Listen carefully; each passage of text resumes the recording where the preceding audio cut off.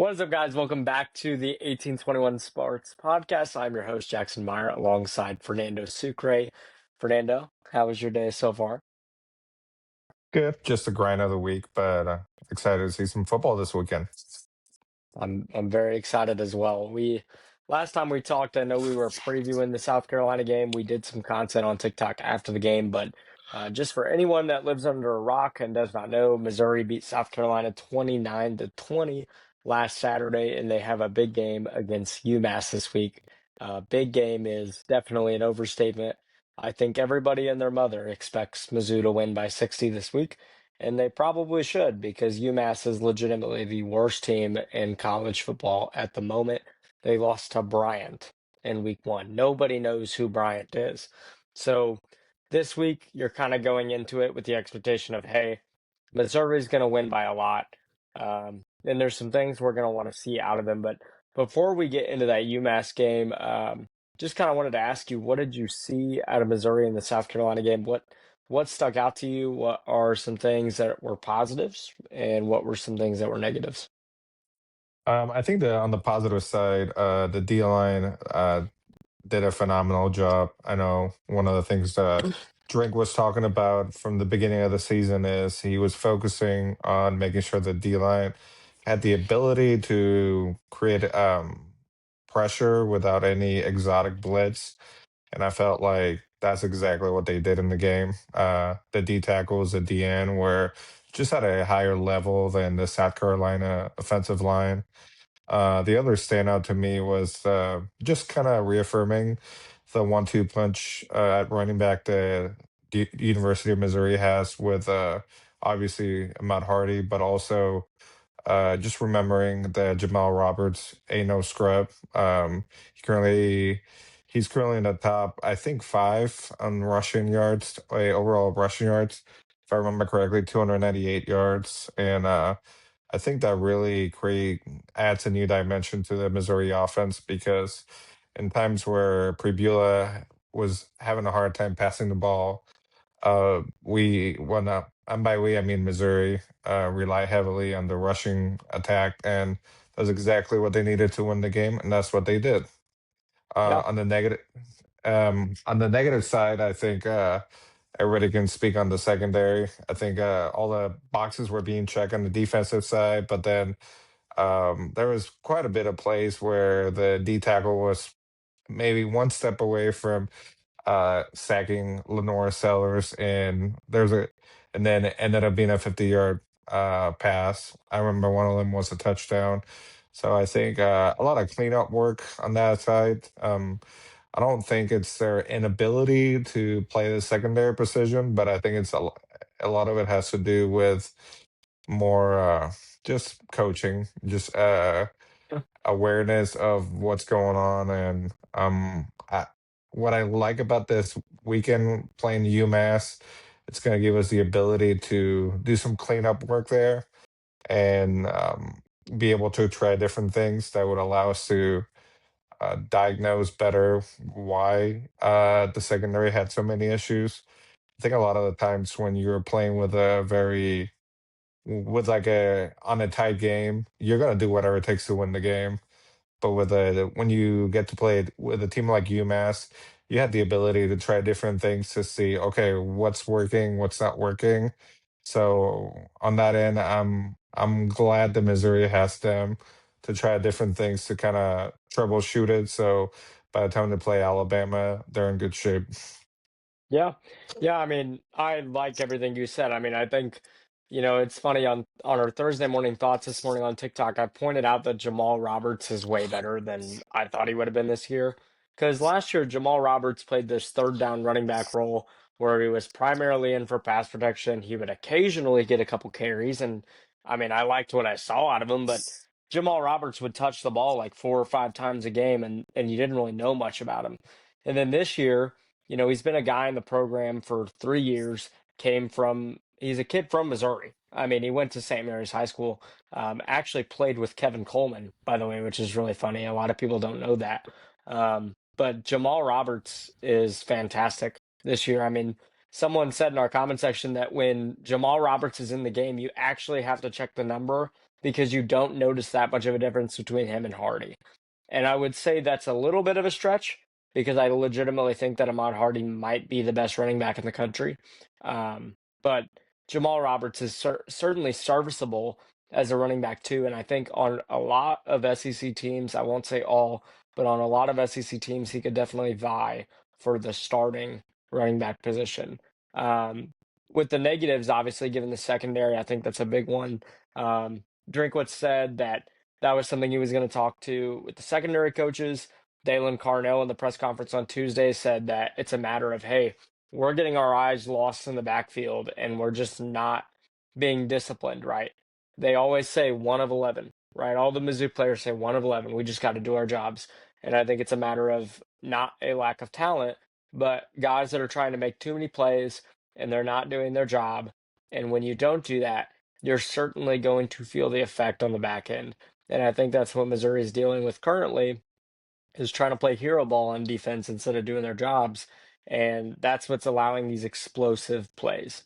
Now, a positive for the defense that I think is fun to talk about is the run defense. I mean, they look dominant. I don't know if many teams are going to be able to run the ball in Missouri. I think the only teams that might be able to is Texas A&M, but that's because Le'Veon Moss is a dog and Marcel Reed's really good as well as a runner at quarterback. But apart from that, I don't really know if anyone's going to be able to run the ball in Missouri. The front seven looks dominant in every sense of the word. Uh, our two edge rushers with Zion Young and I mean, why is it blanking on me? Damon Wilson are fantastic when it comes to stopping the run. Marquise Gracial and Sterling Webb are very serviceable as well. So they look good when it comes to stopping the run. What have you made out of Missouri's rush defense so far this season? Yeah, I think they're pretty great. Definitely, they have the ability to pressure the O line, the opposing O line, and I think when I look at their defense in general, it seems to me like their strategy is to create pressure to force bad plays. And I think, I've always said your biggest weakness is your biggest strength. And when your strategy is, I want to pressure the quarterback, the running back, whoever, you also leave a lot of holes open. And I wonder if that's some of the issue where there's this thought that they need to sacrifice coverage in order to create pressure. I don't know. I think we need more tape on that. So Yeah. Yeah, I mean that's a fair question, right? I mean, Missouri doesn't blitz a ton, but you do wonder if that could be a reason. I mean, just from watching the games from an elevated level, it looks to me like there's just a lot of blown coverage. A lot of guys don't know what their assignment is. I mean, I think Toriano Pride on that what should have been a touchdown. Lenora Sellers throws the ball 50 yards down the field to a receiver who is like nobody around him, 30 yards away, probably. And they just miss it. They just miss it. They don't connect. And I think Toriano Pride was playing zone and everybody else was playing man. And that was just one of those plays where I'm like, man, that was bad. Like that should have mhm, absolutely been a touchdown for South Carolina. And who knows, obviously the game would have been 29-27, but if you score a touchdown in that moment, the game could end very differently, right? Momentum is a very real thing. So who knows how that game ends, and we could be on this podcast talking about Missouri being 3-1 instead of 4-0. But right, it didn't happen that way. So it's just one of those things. If you're Missouri, you have to clean that up, right? In SEC play, you're going to play against some dang good quarterbacks. They're going to play against John Mateer. They're going to play against Marcel Reed. They're going to play against Diego Pavia. So if they want to win those games, stopping the run is certainly one part of it, and they're doing an excellent job. But on one side, you got a report card that says A plus run defense, and on one card, you got like D right now. I wouldn't say it's an F because apart from explosive plays, they have been pretty good. But the problem is explosive plays just give up so much yardage on these drives. It doesn't matter if you're holding them to 3 yards per pass attempt until they launch a 50-yarder and then your defense can't cover it. So for Mizzou, right. they've got to cover that better. Um, And any I've other always thoughts? Yeah, and I've always thought with preseason, Mizzou got a lot of critiques about the strength of schedule being pretty weak, and part of me thought it made sense in my head because with the smaller schools when Mizzou plays smaller schools, it allows them to quote unquote get right. Because I know when the season starts, realistically speaking, with them not having a preseason, it's harder to get to game speed and really evaluate the level of the team until you play somebody else. So it to me it seemed like a low risk thing. Because on the other side you see Ohio State's first game was against Texas. First time Archie Manning starting, and he had a terrible game. And what's hard about evaluating that is, was that because it was his first game of the season, getting into game speed? So if we jump back to Mizzou, Mizzou had a pretty weak rivals, if we're honest here in this podcast, and it allowed them to get in game form without on a low risk level, but also it gives them a low margin of error. So if we lose the game, we're basically done for the playoffs. So I think it's important to think about those things too whenever we evaluate the struggles that they're going through. Because my first thinking, my all this to say, my thought is, if we're having problems on the secondary with South Carolina, Alabama's going to burn the house with the level of play that we had on the secondary side. So that's my thought process with the whole thing. Yeah, absolutely. I mean, it's going to be interesting to see, like versus UMass.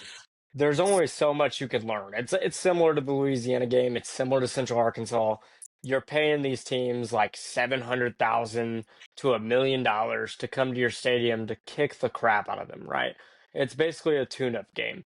So for Missouri, this game is big because hey, maybe this is the game where the secondary just doesn't have a blown coverage. That's all I'm asking for, right? That's all you Mhm. can be asking for is hey, can we just see a clean game from Missouri secondary where we can write on it and feel confident? Okay, this secondary has fixed this explosive play issue. Because apart from the explosive plays, Missouri's defense has looked really good. Like they really Right. have. And it was often preached during the offseason by Drink and by so many fans. This is a strength of this team, the defensive unit. And so far they've looked pretty strong. But again, doesn't matter how strong you look if you give up a 60-yard play nearly every drive. So for Missouri, they've got to communicate better on the back end, because if they don't, it's going to cost them a game. It's going to cost them a game. And that kind of transitions. You touched on it a little bit. Kind of looking ahead to Missouri season, they're 4-0. They're 20th in the country. They look about as good as I thought they would look. I predicted at the start of the season, I believe I predicted 9-3. But they're kind of looking like a 10-2 team, Hmm. maybe still 9-3. Um, but we're starting to get to the point where people are talking about the playoffs. It's a little early, but it's week 5. We're nearing the halfway point of the college football season. Um, I mean, Missouri has got some big ones in the next month, right? They've got Alabama, and then they go on the road to Auburn, and I believe they play Vanderbilt after that on the road as well. So, kind of talk to me, Fernando. Like, what is your opinion on like what games can Missouri afford to lose and still be in the conversation? Do you think they get an upset at some point? What's your kind of thoughts for the rest of the season? I think the biggest question looking ahead on the calendar is the away games. Um, with having all these home games in a row, I think it's going to be a difficult transition, really, for any team to jump. Like, okay, now we're playing away games, and looking at the rivals, my biggest question mark is the Oklahoma game. Uh, are they going to be able to, win against Oklahoma? Are they going to be able to beat Auburn? Those are the two guys. Well, and then Vandy's going to be the decider because I when you look at the level Vanderbilt is, yes, they have different strengths than Mizzou does, but they're about the same level overall. You know, if you were to go to Madden NCAA football, you know how they rate the overall, the offense and the defense.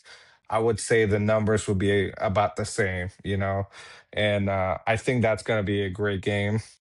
So the game I can quote unquote, the game that Missouri can quote unquote afford to lose would be the Alabama game. But, you know, if we pull the win, if Missouri pulls the win, um, I think we're in great shape.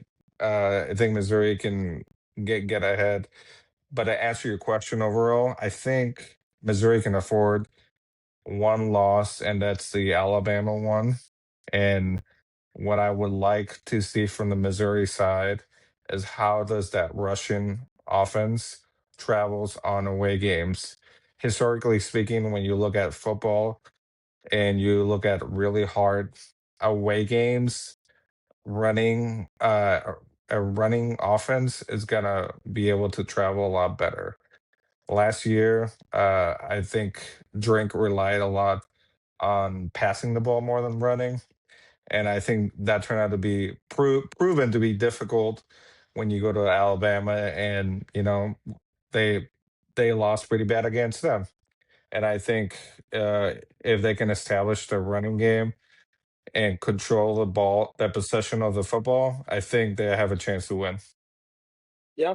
Yeah, I think that's fair. I mean, I think with the Alabama game coming up on, I believe that is week 7 of the season, October 11th, potential college game day. I don't think it'll happen, but uh, there's a potential, right? I think if you're Mizzou, obviously the goal should be to win that game. I mean, that's the goal with every game. That's pretty obvious, right? But if you win that Alabama game, I think you can afford a loss on the road. And I would argue maybe two, but only because there is SEC bias when it comes to the College Football Playoff Committee. And I do believe that they'll take a two-loss SEC team over a one-loss ACC team, or even a one-loss Big 12 team, because the SEC is so much stronger when it comes to strength of schedule. And that's something that they factor in because despite the fact that Missouri has a strength of schedule in the SEC where you would say, okay, probably not the hardest schedule in the SEC this year. Well, they're still like 24th in the country. Like their schedule is pretty ridiculous comparatively to most teams in the country. Um, I guarantee you, you pick a Big 12 team and you say, "Hey, you're going to go play Oklahoma, Auburn, and Vanderbilt on the road," and they'd be like, "Nope, not doing that." So I think one loss is for sure you're in, right? If you're Mizzou and you're 11-1, if you are not in the playoff, you might as well go riot at the building where they make the playoff selections. Now, if you have two losses, okay, maybe that's a discussion, right? Depends on what the rest of the country looks like. We saw plenty of two-loss teams get in last season. I believe there was two. Well, So, Well, the question too is who did you lose to? yeah. Because if you have two losses and say the losses are against Alabama and Oklahoma, then that's a reasonable thought process. But say the losses are against like Auburn and Vandy, then maybe that's a harder sale in my mind. So Yeah. you know, like a lot of analysts say online, like who do you, what was a better loss, whatever that means. Yeah. Yeah, what's the body of work? And even if you flip it that way, let's say Missouri loses to Auburn and Vandy. Well, on the flip side of the coin, they beat Alabama and A&M. And those might have been home games, yes, but those hypothetically would be the better teams. So it's a weird discussion, right? Playoffs, even with 12 teams, get messy, right? SMU got in the playoffs, and I believe I can't remember if it was an automatic bid or not. I don't think they won their conference. I'd have to look at that. But again, I don't cover SMU. I don't know, but I'm pretty sure they were a two-loss team that did not win their conference, and that's going to happen in the playoffs, right? So we'll see. I think Missouri could absolutely get in, but the schedule is going to get exponentially harder on October 11th, and then it doesn't slow down after that, right? So I think the team has to at least go 10-2 to talk about playoffs. 11-1 is obviously like end all be all. Like that's the one where it's like, okay, you're in, and obviously 12-0. But I don't think there's a world where Missouri goes 12-0. I don't think that's Well, gonna and happen. I think the hard part too, being in the SEC, even if you go like 11-1, then you have the SEC championship, and then you end up being 11-2. Then how does that work? You know? True.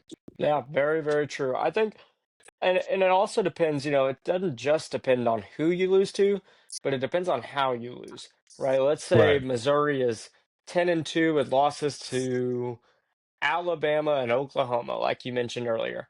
Let's say they lose to both teams by 3 points, 6 points. I don't think it hurts Missouri that badly. But let's say they play a crap game in one of those games and Missouri loses by 3 scores, kiss the playoffs goodbye, right? Yeah. That's something the committee is going to remember. That's something that Missouri can't afford to do this year. And again, this is going off the standard of Drinkwitz and the coaching staff and players kind of feeling like this is the dream for their team is to make the playoffs. And that seems to be, I don't know if I would call it the expectation, but I mean, I think out of all of Drinkwitz's years, this is probably the closest they could get. Obviously 2023 was a tremendous year, but Missouri just missed out because at the time there were only 4 teams in the playoff. They would have made it in 2023 if there was 12, but they did not. So we will see. I mean, it's cool to think about, right? Missouri could have a home playoff game. That would be fun. That would be Um, insane. but that would be a lot of fun. But you never know. I mean, genuinely.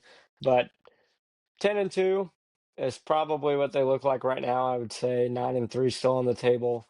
I'd have to see Missouri beat Alabama, and also I would say they have to beat Auburn for me to say confidently that's an 11-1 team.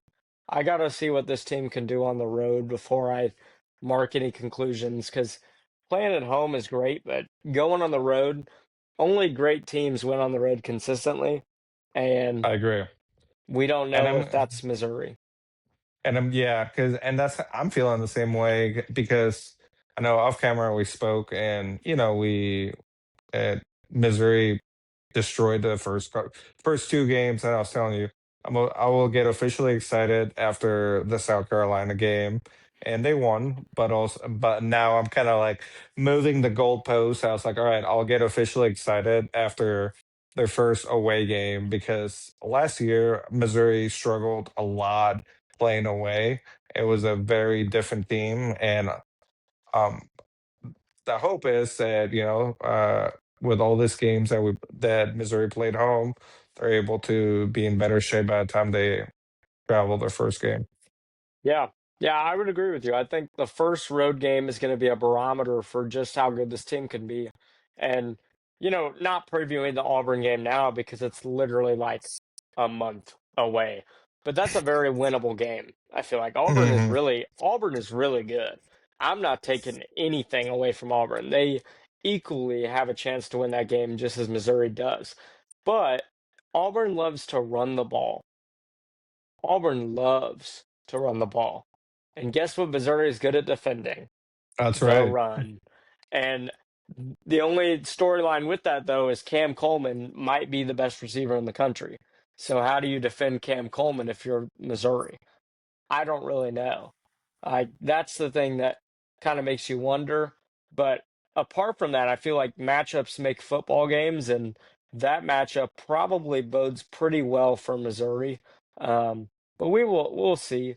Um, I know another topic of conversation recently. I'm currently working on the article, pretty much as we speak. But Ahmad Hardy has 600 yards through 4 games, which is insane because I have a stat for you, right? Tyler Beatty, Cody Schrader, and Nate Noel, the last 3 running backs for Eli Drinkwitz, all the primary running backs in their best seasons, had just 1,200 yards combined, 1,200 and change through 4 games, right? And each of them had roughly like 400, 420, 430. Ahmad Hardy has 600. That's insane. Like, the guy has found himself into Heisman watch lists. I've seen a bunch of Heisman rankings where he's top 5 or even number 1. I've seen some where he's not even listed. right? But the guy is insane.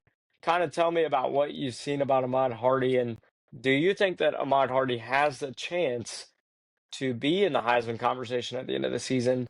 Do you think he has the chance to go to New York? I think so. I think the biggest thing he's battling against is the stereotypical thing that everybody talks about, that the Heisman Trophy is the award for the best quarterback in college football. So being able to have the conversation where like are the quarterbacks nominated better than him or the other way around? And when you look at the nominees or like potential nominees, one of the guys I think about is the Oklahoma quarterback, John Mateer. And recently, I read on the news he decided to go undergo surgery, and he's going to be out, I believe, 3 to 4 weeks, if I'm not mistaken. Yep. And usually, that kind of gets him out of the running in my mind because he already is going to play less games at any other nominees.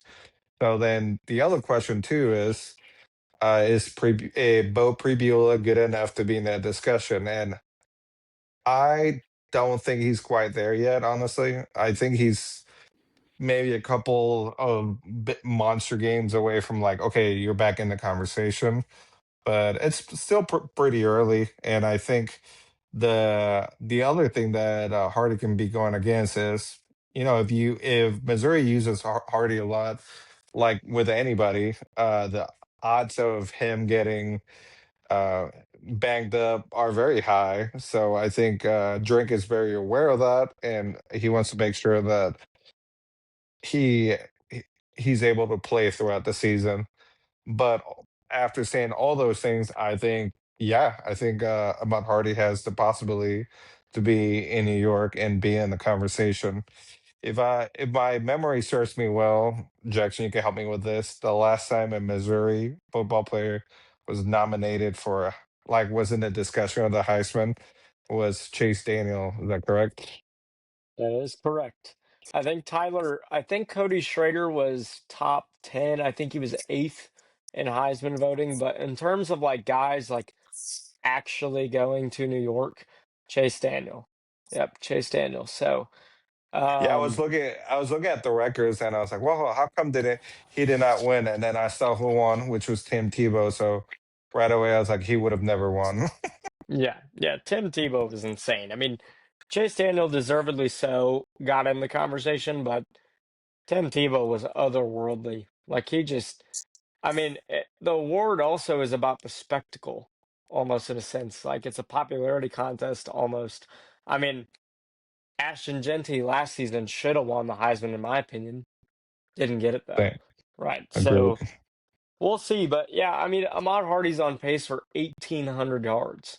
That would be the most out of any Mizzou running back in a season, I believe. Someone will have to fact check me on that because I'm 22 and I don't know the entire history of Mizzou football. But I know that Tyler Beatty had 1,600 and change, and I know that Cody Schrader did as well. So we'll have to see. I mean, if Ahmad Hardy gets 1,800 yards somehow, I mean, is it safe to say he's the best Mizzou running back ever? Probably. Like genuinely probably. And I think at that point you're talking about him going up for Heisman. But I unfortunately do think a quarterback will win it because that's just the state of college football. And it's so much easier to make an argument that a quarterback is way more important because let's be honest, they are. A quarterback is more important to a team's success a majority of the time, and running backs tend to be undervalued nowadays. So I think it's very possible that a quarterback wins. Ahmad Hardy has a low chance. He would have to have that 1,800-yard season to, I think, even be in the discussion, to even maybe go to New York. So we'll see. But I mean, through 4 games, he's the best Mizzou running back I've seen. And I've watched Henry Josie, I've watched Tyler Beatty, I've watched Cody Schrader. So I've watched some dogs at the running back position growing up. But Ahmad Hardy has impressed me more than just about anyone. And I think my data analyst brain here what thinks about after the UMass game, you'll get a real proper guess on how many yards he's going to have by the end of the year. Because I would assume with the UMass game, he's probably going to get maybe 10 reps at most. And that average per game is going to drop because he's not Yeah, going to play as much. And that's a good thing, you know. But, you know, the us like numbers fans, because I think about last year with Saquon Barkley, he had the opportunity to break the rushing record. And well, his coach chose for him not to play in the last game of the regular season. So I would think Drink overall, he's not interested in any records. He just wants to win games. So for the interest of the team, I would think he would want to save him quite a bit against UMass. yeah, yeah. I think it's coaching malpractice if Ahmad Hardy gets over 10 reps. I mean, the goal of the game against UMass is we want to be up by 24. Like Drinkwitz is talking to the team, and Drink is saying, guys, we want to be up by 31 by the first quarter, and then I'm pulling all y'all. That's that's the goal for Missouri, right? You don't want to have anyone hurt going into Alabama. Obviously, Caden Green's hurt. Obviously, Blake Craig and Sam Warren are hurt. But if you're Mizzou, you don't want to go into that Alabama game banged up. And thank goodness for the bye week. But I think in this game against UMass, I personally would love to see Matt Zollers play quite a bit, and I would like I to see agree. him be able to throw the ball, and Marquise Davis as well. So we'll see how that works out. But I mean, Drinkwitz would be absolutely insane to play Ahmad Hardy until like I would even argue probably playing him until mid-second quarter is not smart. I would only play Ahmad Hardy for one quarter, and then hopefully that's enough, and you have a big enough lead then to Yeah, pull him. and get the guys that are going to play next year. You know, because we have a pretty good. Well, Missouri has a pretty good backup. Well, third string running back, and then Matt Zollers, and then you might have to help me out on this one, Jackson, the wide receiver number 1. I Donovan know Olugbude. yeah, and he's not a starter, but he's very capable wide receiver. So them getting a lot of reps and basically like, hey, this is gonna be you next year. So I like that. Yeah. Yeah, I mean, this is the game to play your young guys, right? Like this is the game that you can use and you don't have to burn any of their red shirts because you have to play 4 games to burn a red shirt in college football. So Missouri can say, hey, we're going to run you out there for this game and you're going to have a lot of fun and then you're going to sit on the bench the rest of the season. Have a good time, champ. So this is the game for that. I think you're going to see a lot of Matt Zollers. You're probably going to see a lot of Marquise Davis. Hopefully it's not, hey, Matt, turn around 30 times and hand the ball off. Hopefully they let Matt throw the ball because I think most Missouri fans have been waiting for that just to see, okay, like this 5-star quarterback that you brought in, like he's the future of your program. Like most people want to know what this guy looks like. So we'll see if Missouri has something special. I don't think the UMass game is going to show you much with Matt Zollers anyways, but Right. it at least is going to give the guy some reps because remember, he's the second string quarterback. Bo Perbula could get hurt any moment. This is football. Injuries happen. You want that Knock on guy to wood, be ready. Jackson. Knock on It, wood. I mean, it's unfortunately the reality of college football and football in general. Guys get hurt Yeah. all the time. Ahmad Hardy could go down like that any second. So Right. who knows, right? And that's obviously what you're trying to defend against in this game is get the starters out as soon as you can, Right. and just try to get out of there healthy. Yeah. If they're gonna get hurt, they better get hurt against Alabama, not against UMass. Yeah, yeah. I mean, you don't want injuries anywhere, but I would so much rather see, and I don't mean this in a hey, I want to see a guy get hurt, but you would so much rather see someone get hurt in a meaningful big game rather than, Right. oh my gosh, we just lost our best player for the rest of the season in a game that means nothing and we won by 52. Like Yeah. that would suck. So, yeah, I mean, transitioning a little bit though, I mean that basically covers Mizzou. I mean, but let's talk about the Chiefs a little bit, man. They finally got a win and they looked okay. I I think they look great, but I mean, they won by 2 scores. I got to actually watch the game a little bit. Russell Wilson, I don't understand why Russell Wilson was playing. I I genuinely don't understand at all. I think Jackson Dart should be the quarterback, and lo and behold, he's the starter now. So tell me what you thought about the Chiefs. What did you like? What did you dislike? Uh, I feel like on the talent scale, the current roster right now, and that's without Rasheed Rice and with Xavier Worthy not playing that game. To me, they look like a copy paste team from last year. Great defense, great tackles, great secondary. If you look at some PFF rates, the secondary has phenomenal numbers. And then the Chiefs, my number one concern right now is Isaiah Pacheco. He looks like he is in a different planet, and love him to death. And I don't know if it's a thing where like when he got hurt last year against the Bengals, like he's just a different player. You know, like I don't know because Yeah, before that Bengals injury, he was a great asset to the offense. Now if you guys, for whoever was saw the game, he had a fumble where Patrick Mahomes basically risked his entire season to recover that football, and that's unacceptable. And that's not what a starting running back does. And now I'm finally understanding why there's such a big rush from good old Twitter was telling us that the Chiefs was we're looking for a running back. Now we know why for plays like that. Just Pacheco's not in there. And then it seems like to me that he's having a lot of mental issues on like understanding the plays, the reads, where he's supposed to be. So, and then to top that, we are out our two starting wide receivers. So then Patrick Mahomes has to do magic with Schmidt Schuster, which he's a serviceable wide receiver. He's not gonna have Pro Bowl numbers, but he's gonna be there when you need to, and he's had enough reps around Patrick that he understands where he needs to be in certain plays. I am thinking about that reception he had against the Chargers where he Mahomes had some magic and somehow he released the ball and Smith Schuster was right there to catch the football. So they have that connection where they understand each other.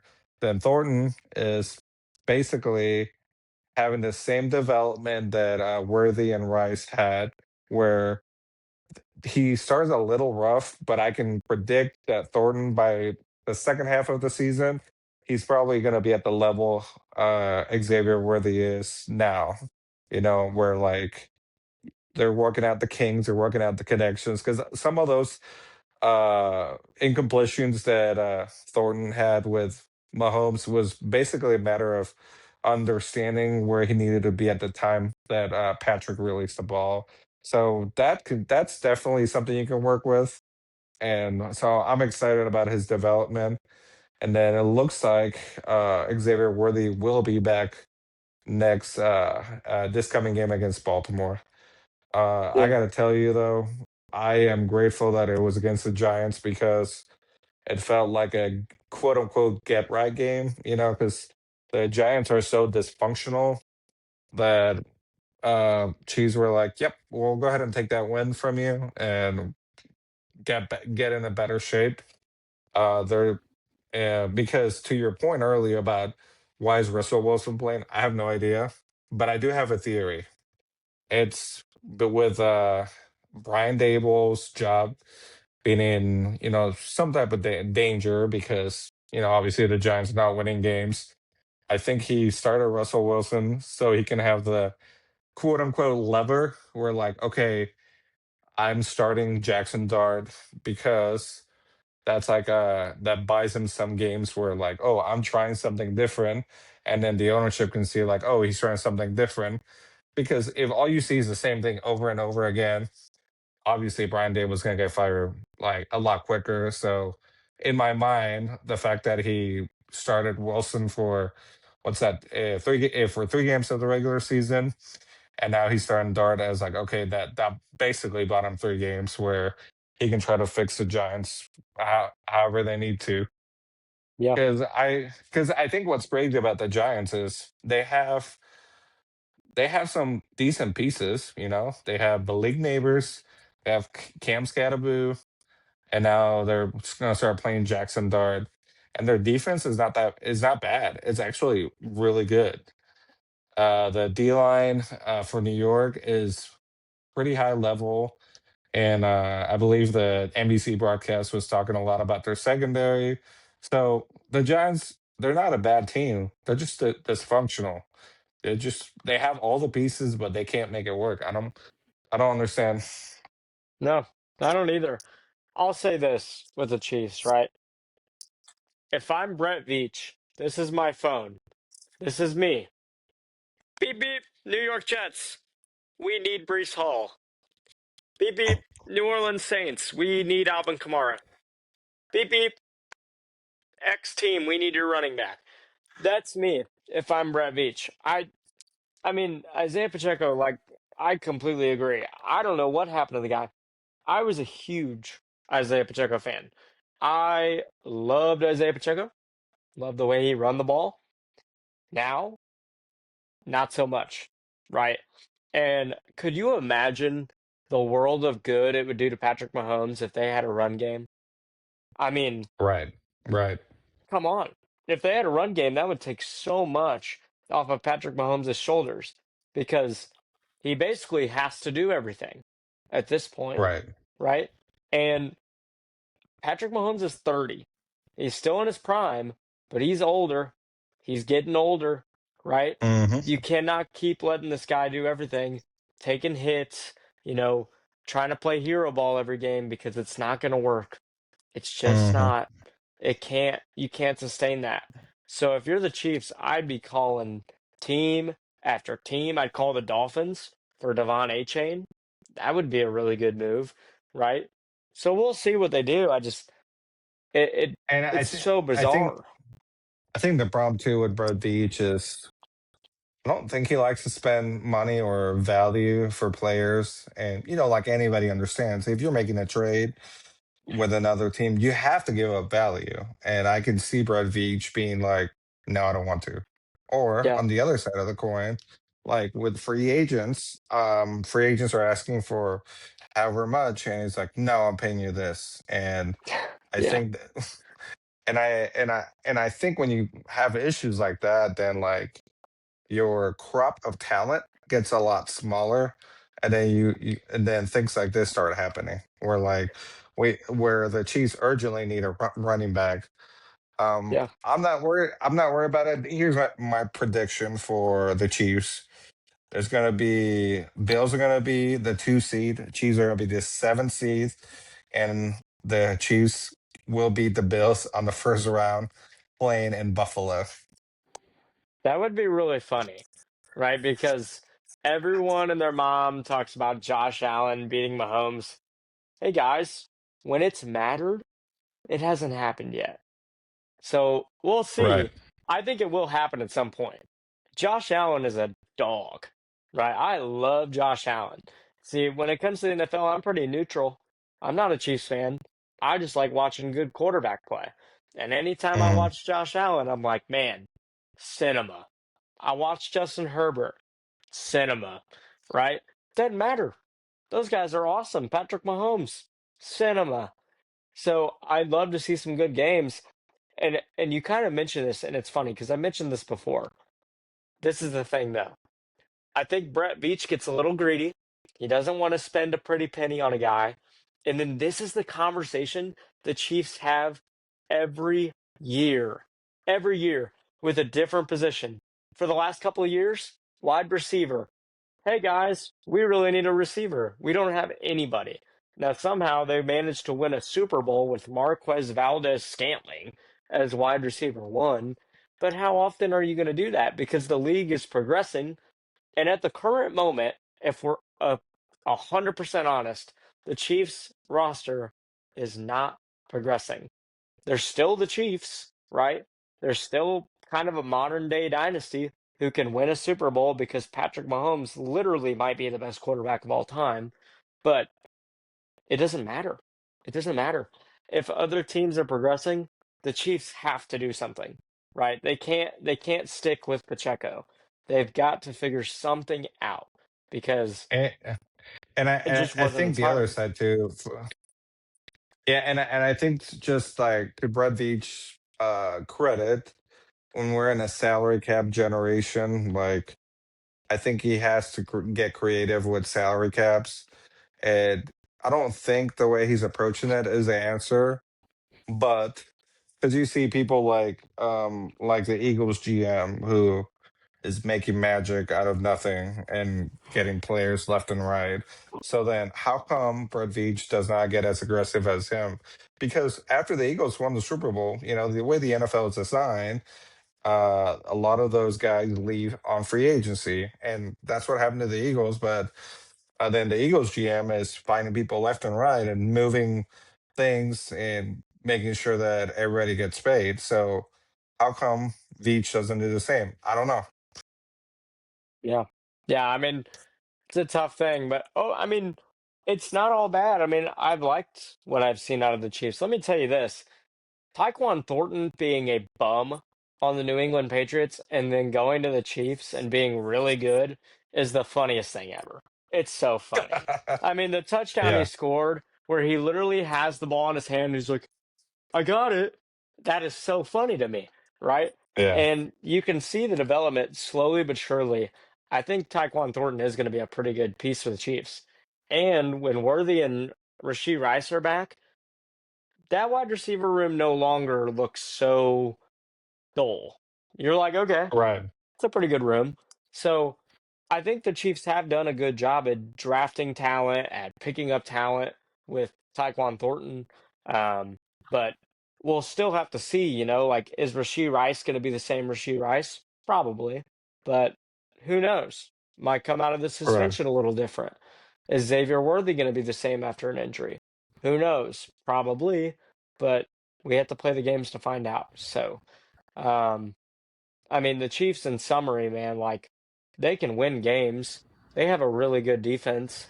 They have the best quarterback in the league, arguably, right? I know people want to say Lamar Jackson. I know people want to say Josh Allen. I know people want to say Justin Herbert. And to all those things, I would probably give them credit. I'd probably say, hey, you know what? You could be right. I don't think at the stage right now, with the way Mahomes is playing, you can 100% say he's still the best, but he's Patrick Mahomes. He's won Well, three Super Bowls. here's a better way to say all those guys you mentioned, they're the best regular season quarterbacks. Yeah, Patrick Mahomes is overall the better quarterback because he knows how to win when it matters. yeah, And yeah, and I don't know how outrageous this is gonna sound, but my take is one of the few reasons why players like Josh Allen or Lamar Jackson cannot win the big games is because they show all the goodies during the regular season, and then there's tape on them, and then by the time the wild card weekend shows up, and then they gotta play. I don't know, like the Ravens got to play the Bills. The Bills got all that tape on Allen, and they know how to. Sorry, on Lamar Jackson, and they know how to play him. So, yeah. uh, and I don't. And this is me not. I'm not saying the Chiefs are sandbagging, but maybe they are. Yeah, who knows? I mean, I think that's a fair argument. I think the better idea would be I think it's more of a mental thing. When you're playing the modern day dynasty, you're so caught up in, oh my gosh, we've got to beat these guys. We haven't beat these guys one time in the playoffs. And I think it legitimately does get to teams. It makes me think about the Patriots. And obviously, the Patriots were phenomenal when they had their dynasty going. Tom Brady was just so good. And the defense bailed him out many times, by the way. But I mean, it's like when you played the Patriots, you almost had this feeling of, oh my gosh, we might lose. And I think that's kind of what teams go up against when they play the Chiefs. And I think until somebody beats the Chiefs in the playoffs, and not just the Eagles, because the Eagles have proven they can do it, I think until one of these AFC teams beats the Chiefs in the playoffs, the cycle is going to continue. Right. I know that's self-explanatory, but until the Bills or the Ravens say, "Hey, we can beat this team," and they do it, I mean, is it going to change? Is it going to change? So we'll see. I mean, I think Lamar Jackson and I think that Josh Allen and Justin Herbert are talented enough to go toe to toe with Mahomes. But until we see it when it matters, it's hard to say. Agreed. Yeah. Yeah. But I mean, that about wraps it up. I mean, again, Brett Beach, if you're somehow listening to this, which you probably aren't, you should probably get on the phone and you should probably say, "Hey, I really want Brees Hall. I really want Alvin Kamara." Please don't take Brees Hall from the Jets, by the way, because I'm a Jets fan and I'd be very sad. But um, honestly, the Jets aren't going to win football games.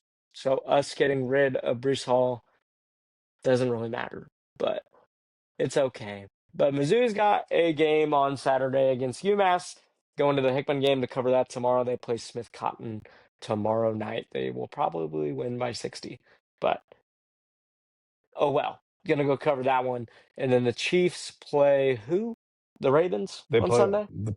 Yep, they play Baltimore. That's the Tony Romo game. The Tony Romo game. Man, I love Tony Romo in commentary. Some people don't. I love him. He's so good. And then the Jets play on Monday night. I know many people don't care about that. I will be watching, probably in tears by the second quarter or turning off the game. So we'll see. It's like the Michael Scott game. Ready to get hurt again. I mean, watching the Jets is like I, you go into it knowing what's going to happen and you still do it. That's real loyalty, man. Um, but yeah, that about does it. I mean, we can talk about more things the next time we come together. We will have a post game show as soon as the Mizzou game ends. We're gonna try that. So as soon as the Mizzou game ends, we'll talk about what went right for the Tigers that day. If anything went right, let's hope so. Or what went wrong, which could happen as well. So we'll see, and we will see you guys Saturday night following the UMass game.